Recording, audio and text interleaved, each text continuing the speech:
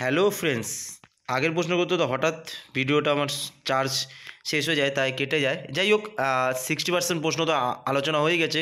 এটা next part. তাহলে 107টা আলোচনা করেছিলাম, যেটা এমপি সেটের প্রশ্ন। তাহলে 108 থেকে এই পার্টে আলোচনা করছি।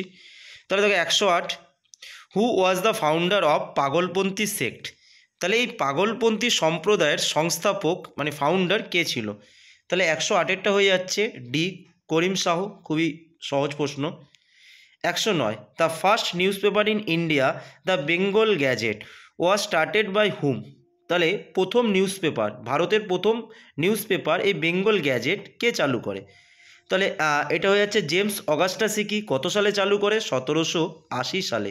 তাহলে 109এরটা হয়ে যাচ্ছে বি, 1780 সালে, মনে রাখবে। 110, on which date the Poona pact was signed between doctor Ambedkar and Gandhi? Ambedkar আর গান্ধীর মধ্যে পুনা চুক্তি স্বাক্ষরিত হয় কত সালে? তাহলে এটা হয়ে যাবে 110-এর সি, 24 সেপ্টেম্বর 1932। কোনো জায়গায় তোমরা 25 সেপ্টেম্বরও পাবে। যাই হোক, তাহলে এটা হয়ে যাচ্ছে 24 সেপ্টেম্বর, 110-এর C. Next 111, which of the following organisation was not one of the predecessor organisation of the Indian National Congress in the direction of Indian national working? তাহলে দেখো, ভারতীয় রাষ্ট্রীয় আমরা দেখি কংগ্রেসের আগে মানে ইন্ডিয়ান আইএনসির আগে কোন সংগঠন গঠন হয়নি? তাহলে কোনটা গঠন হয়নি? তাহলে এটা হয়ে যাচ্ছে 111টা বি, বোম্বে পিপলস অ্যাসোসিয়েশন।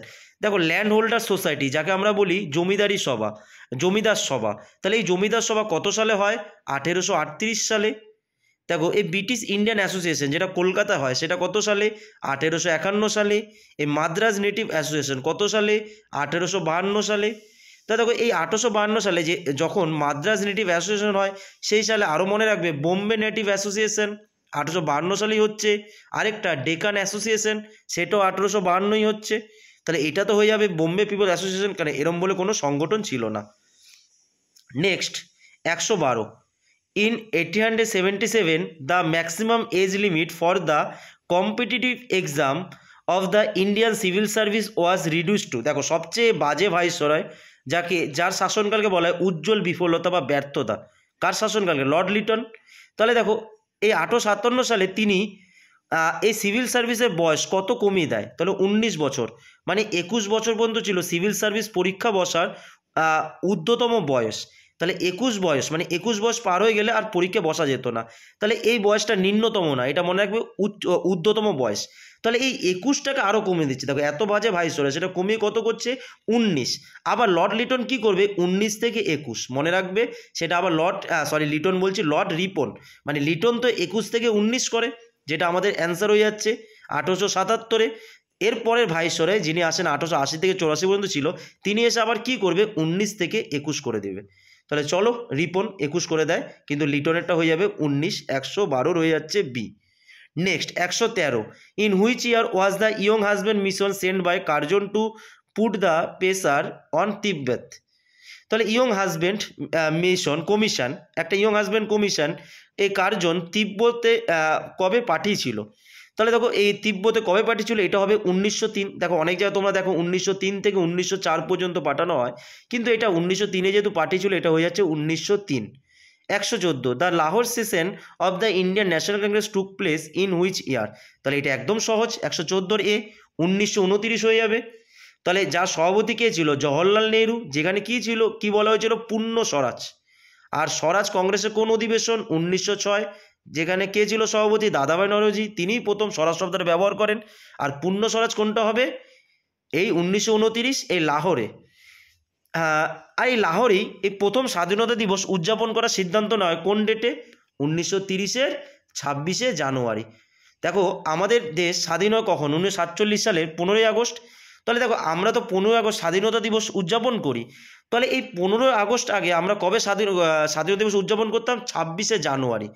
তাহলে আগে আমরা এই 26শে জানুয়ারি আমরা উদযাপন করতাম, মানে এই 15 আগস্টের আগে পর্যন্ত। যাই হোক, তাহলে 114টা হয়ে যাচ্ছে এ। 115, হু among the following set on the first on the demand of entry of scheduled cast people in Guruvayur temple on 21 September 1932।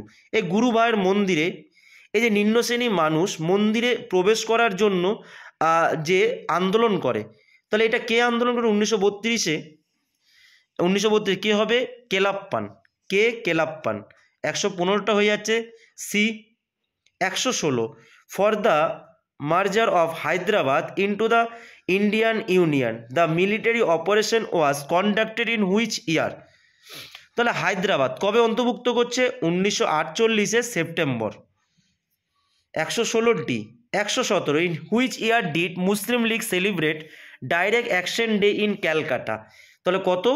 দেখো অপশানগুলো খুব সুন্দরভাবে দিয়েছে। 16ই আগস্ট 1946। তাহলে মুসলিম লীগ প্রত্যক্ষ সংগ্রাম দিবস পালন করার সিদ্ধান্ত নেয় কত সালে? 16ই আগস্ট 1946। তাহলে দেখো এই 16ই আগস্ট থেকে 20 আগস্ট পর্যন্ত ভীষণ দাঙ্গা চলে কলকাতায়, প্রচুর মানুষ মারা যায়। তাহলে এটাকে বলা হয় দ্য গ্রেট ক্যালকাটা কিলিং, মহা হত্যাকাণ্ড। তাহলে এটা শুরু হচ্ছে 16ই আগস্ট, যেহেতু সেদিন মুসলিম লীগ ডাক দিয়েছিল প্রত্যক্ষ সংগ্রাম দিবস 16ই আগস্ট। আচ্ছা বলো তো এই 16ই আগস্ট আরেকটা ডেট খুব গুরুত্বপূর্ণ ছিল, কোনটা? তোমরা কমেন্ট করতে পারো। এই 16ই আগস্ট ডেটটা আরেকটা কিসের জন্য ইম্পর্টেন্ট ছিল? কমিউনাল অ্যাওয়ার্ড, সাম্প্রদায়িক বাটোয়ারা নীতি, সেটা ছিল 1932-এর 16ই আগস্ট। প্রথম হিন্দুদের মধ্যে বিভক্ত করে সংখ্যালঘু হিন্দু আর সংখ্যাগুরু হিন্দু। তাহলে এই হিন্দুদের মধ্যে দুভাগে ভাগ হচ্ছে, সেটা 1932 16ই আগস্ট, মানে সেটা ছিল সাম্প্রদায়িক বাটোয়ারা নীতি। তাহলে এই জন্য ওই 16ই আগস্টটা ইম্পর্টেন্ট। সেটা কে ঘোষণা করে? র্যামসে ম্যাকডোনাল্ড, যিনি ছিলেন ব্রিটিশ প্রধানমন্ত্রী। তাহলে চলো এটা তো হয়ে যাচ্ছে 117 সি। নেক্সট 118টা which of the following articles of the Indian constitution declared force labour illegal? তাহলে কোন আর্টিকেল হবে 118-র? এটা হয়ে যাচ্ছে article 23। Next when was the separated Andhra state formed by removing it from Madras presidency? তাহলে কত সালে? তাহলে এটা হবে 1953। নেক্সট 120। নেক্সট দেখো 120, হ্যাঁ 120 how much amount was proposed of the public sector? যাই হোক এটা তো একটা ইকোনমিক্সের কোশ্চেন, 5 ইয়ার প্ল্যানে কত টাকা, এটা আমি বলবো না, ইকোনমিক্স ছেড়ে দিলাম 120টা। 121 Kalhana has mention 11 historians before him, who among the following is not a historian? তাহলে কলোহন 11 ঐতিহাসিকের উল্লেখ করে, 11 জন ঐতিহাসিকের, এর মধ্যে কোনটা ছিল না? তাহলে এটা হয়ে যাবে সি, প্রভাত রাক, ইনি ছিলেন না। 121 হয়ে যাচ্ছে C. Next 122 Toynbee had taken total of 21 civilisation, এটা ডাউট আছে, 26 হতে পারে বা 16 হতে পারে, যাই হোক এটা ডাউট আছে। 122 2-3টা প্রশ্ন ডাউট, তাছাড়া সবই তো উত্তর বলে দেবো। Next 123 who said the world history is a game a great culture? তাহলে দেখো কে বলেছিল বিশ্ব ইতিহাস ছিল এক মহান সংস্কৃতি? তাহলে 123 কোনটা হয়ে যাবে? 123 টয়েনবি হয়ে যাবে। তাহলে এই মহান সংস্কৃতি কে বলেছে? এই মহান সংস্কৃতি বলেছেন টয়েনবি, আর্নল্ড টয়েনবি। তাহলে 123-এরটা হয়ে যাচ্ছে D. Next 124 according to Karl Marx which class will be ultimately victorious in the class struggle? তাহলে কার্ল মার্কসের অনুসারে এই যে ক্লাস স্ট্রাগল মানে এই বর্গ সংঘর্ষ, তাহলে কোনটা ছিল? তাহলে এইটা হয়ে যাচ্ছে লাস্টেরটা সর্বহারা বর্গ, যেটা এই ডিএরটা 124-এরটা হয়ে যাচ্ছে D. Next 125 what was the main basis of the concept of Greco Roman history? তাহলে এটা কোনটা হবে? হিউম্যানিজম, মানবতাবাদ। 125-এরটা হয়েছে C. 126 on what basis did Hesiod imagine the change to be taking place? তাহলে এই হেসিওডের অনুসারে পরিবর্তন করার কল্পনা কি ছিল? তাহলে পরিবর্তন করার কল্পনা হেসিওডের অনুসারে কোনটা হবে? তাহলে হেসিওডের অনুসারে হয়ে যাবে 126-এরটা হয়ে যাচ্ছে ডি, প্রিন্সিপাল অফ। দেখো এটা একটু ডাউট আছে 126-এরটা, এটা প্রিন্সিপাল অফ যোগাচক্র হতে পারে বা আবার এই মোরালিটিও হতে পারে, নৈতিকতা। যাই হোক তাহলে এটা ডি হতে পারে, এটা ডাউট আছে 126-এরটা। 127 ওই 2-3টা প্রশ্ন। Impartiality the in historian is not possible which scholar has said this? ইতিহাসে কোনো নিষ্পক্ষতা সম্ভব ছিল না। তাহলে এটা কার অনুসারে? 127। তাহলে এটা হয়ে যাবে ইএচ কার। এটা হয়েছে ইয়েচকার। 128, who is the author of the book social basis of Indian nationalism? 128, এটা হয়ে যাবে AR Desai. Next 129, what is the main theme of subaltern historians? তাহলে এই সাবঅল্টার্ন ঐতিহাসিকদের মূল তাদের কনসেপ্ট কী ছিল, তাদের মেন বিষয় কী ছিল? তাহলে এটা একদমই সহজ, সি 129 সি, যেটা ডেসক্রিপশন অফ জেনারেল পিপল, মানে যারা নিম্নবর্গীয় মানুষ তাদের ইতিহাস আলোচনা করাই ছিল সাবঅল্টার্ন ঐতিহাসিকদের কাজ। তাহলে 129 হয়ে যাচ্ছে C. 130, what was the approach of the post modernist historians toward history? তাহলে পোস্ট মডার্নিস্ট যেটাকে বলে উত্তর আধুনিকতাবাদী ঐতিহাসিক, তাহলে তাদের কি ছিল? তাহলে এটা হয়ে যাচ্ছে 130-এরটা বি, ক্রিটিক্যাল অ্যান্ড অ্যানালিটিক্যাল, আলোচনার বিশ্লেষণামূলক টাইপ। 130-এ হয়েছে B. 131, who is the author of Kumarpal Charit? তাহলে এই কুমারপাল চরিত বইটি কে লিখে? তাহলে Hemachandra. In which language is Vaipulya Sutra written? কোন ল্যাঙ্গুয়েজে? এটা হবে সংস্কৃত। 132-এরটা হয়ে যাবে D. 133, the ancient city of Pataliputra was excavated by whom? এই পাটলিপুত্র শহর ক্ষুদায়, মানে এই কে খোরে? তাহলে এই পাটলিপুত্র শহরটা কে এক্সাবিটেড করে? তাহলে এটা হবে স্পুনার। 133-এরটা হয়ে যাবে স্পুনার। দেখো আরেকটা তোমরা মনে রাখতে পারো, আমরা এই পাটলিপুত্র শহরটা এখন যেটা যে ধ্বংসাবশেষ কোথায় পাওয়া যায়? কুমড়োহার, যেখানে ধ্বংসাবশেষ পাওয়া যায় সেখানে ছিল জায়গাটার হলো বুলন্দি বাগ, যেখানে চন্দ্রগুপ্ত মৌর্যের কিসের প্রাসাদ ছিল? কাঠের প্রাসাদ ছিল, যেই জায়গাটা ছিল বুলন্দি বাগ। যাই হোক, next 134, where has the inscriptions of Rudradaman first bin found from? তাহলে এই জুনাগড় শিলালেখ যেটা সংস্কৃতে ছিল, তাহলে দেখো এই জুনাগড় শিলালেখে কিসের উল্লেখ ছিল? সুদর্শন হ্রদের। যে সুদর্শন হ্রদ কে নির্মাণ করেন? পুষ্যগুপ্ত। কার শাসনকালে? চন্দ্রগুপ্ত মৌর্যের শাসনকালে। তাহলে সুদর্শন হ্রদ নির্মাণ কে করে? পুষ্যগুপ্ত। কার শাসনকালে? চন্দ্রগুপ্ত মৌর্য শাসনকালে। তাহলে এই দেখো এই সুদর্শন হ্রদ কারা পুনর্নির্মাণ করে সেটা এই জুনাগড় শিলালেখে উল্লেখ আছে। তাহলে অশোক করে, অশোকের আমলে হয়। আর কার আমলে? গুপ্ত সম্রাট স্কন্দগুপ্তের আমলে হয়। আর এই রুদ্রদামন তিনিও করেন এই সুদর্শন হ্রদ পুনর্নির্মাণ, রিপেয়ার করে। তাহলে এটাও জুনাগড় শিলালেখে মেনশন আছে। তাহলে এই জুনাগড় শিলালেখ হবে। 134-এরটা হবে বি। নেক্সট 135-এরটা, the tree of life has been found inscribed on the seals of Indus valley, what does the elusive tree resemble?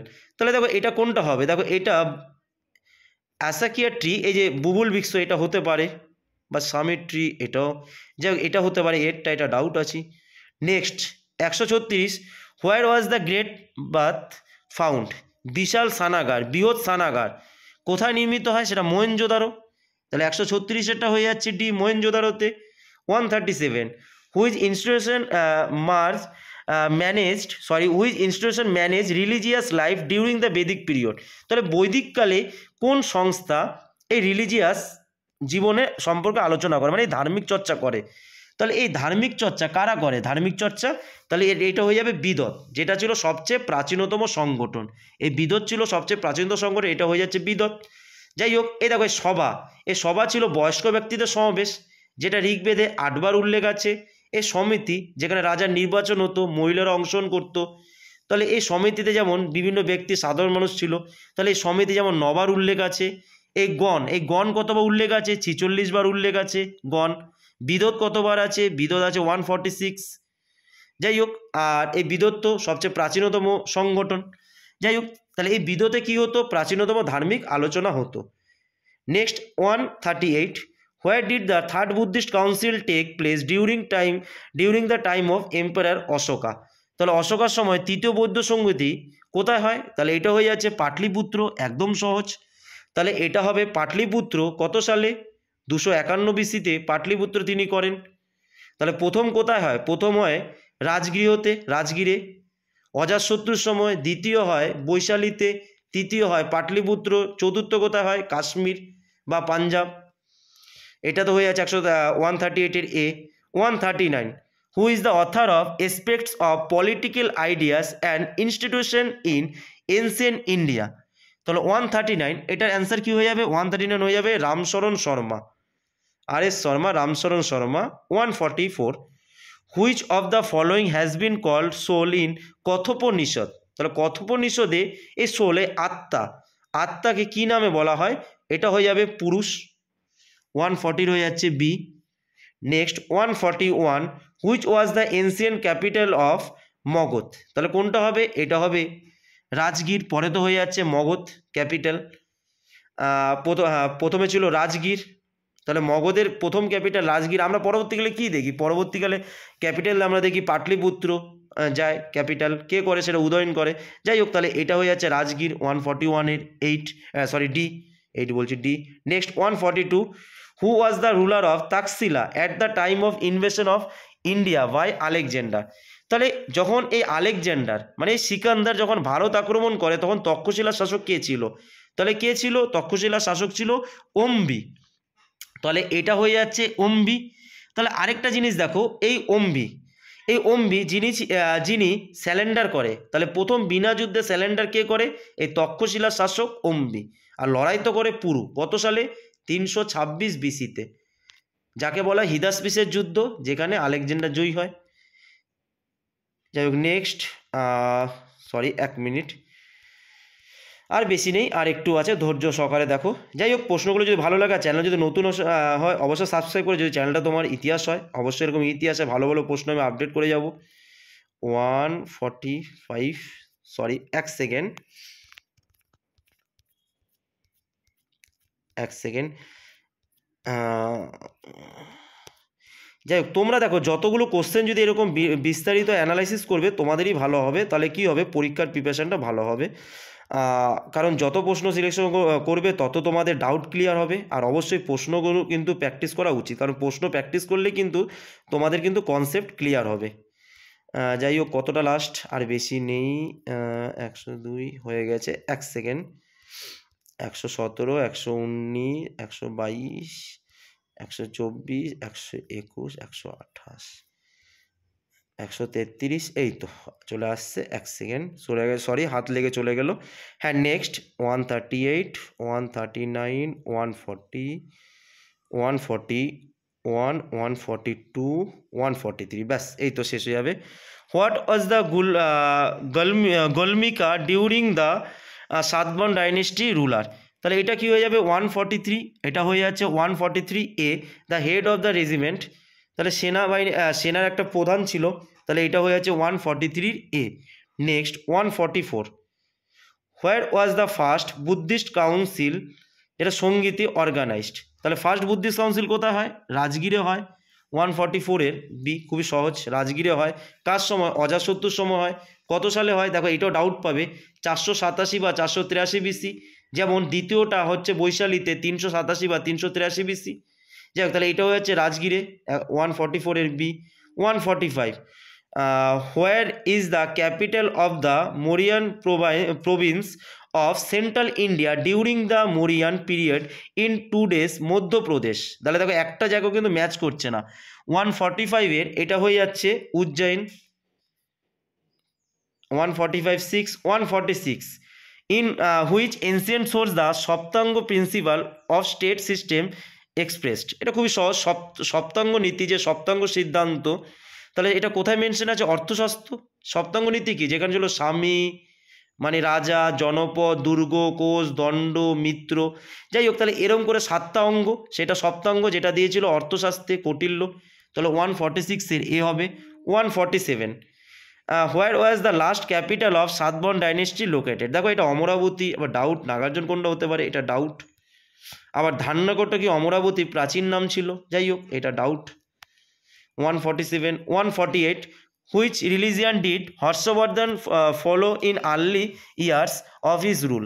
তাহলে এটা কোনটা হবে? এটা হয়ে যাবে শৈব religion.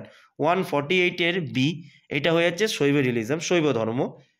149, Charvaka philosophy is also known as different নাম। তাহলে এই চারবাক ফিলোসফি কোনটা ছিল? লোকায়েত। এই লোকায়েত ধর্ম যেটা ছিল ম্যাটেরিয়ালিজম মানে বস্তুবাদ। তাহলে চারবাক স্কুল, 149-এর C. Next 150, 150. The first idol of Gautam Buddha was made in which style of an architecture? তাহলে এটা কোনটা হবে? এটা হয়ে যাবে মথুরা স্টাইল। তাহলে এটা হয়ে যাবে মথুরা স্টাইল। তাহলে 150-এরটা হয়ে গেল, 150-এরটা হয়ে যাচ্ছে সি, মথুরা স্টাইল। যাই হোক, আশা করি তোমাদের ভিডিওটা যদি হেল্প লাগে, চ্যানেল যদি নতুন হয় অবশ্যই চ্যানেলটা সাবস্ক্রাইব করো। দেখো, আমি কোনো গল্প করে বা আমার ভিডিও দেখে তোমাদের কারো সময় নষ্ট হবে না। আর চ্যানেলে আমি স্লো বলি না, স্পিড বলি।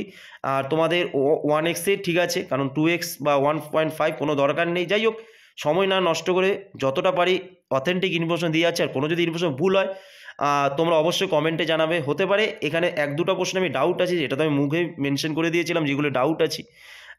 আর যদি ভালো লাগে অবশ্যই চ্যানেলটা বন্ধুদের সাবস্ক্রাইব করো। তোমরা যদি সাপোর্ট করো এরকম আরও ভালো ভালো, তোমরা যদি ইতিহাসের নেটের যদি ইম্পর্টেন্ট এমসিকিউ চাও সিরিজ, তাহলে আমি অবশ্যই আনবো। কিন্তু তোমরা সাপোর্ট করো, চ্যানেলটা তোমরা সাবস্ক্রাইব করো, চারিদিকে শেয়ার করো, তাহলে অবশ্যই আমি তোমাদেরকে এরকম আপডেট দিয়ে যাব।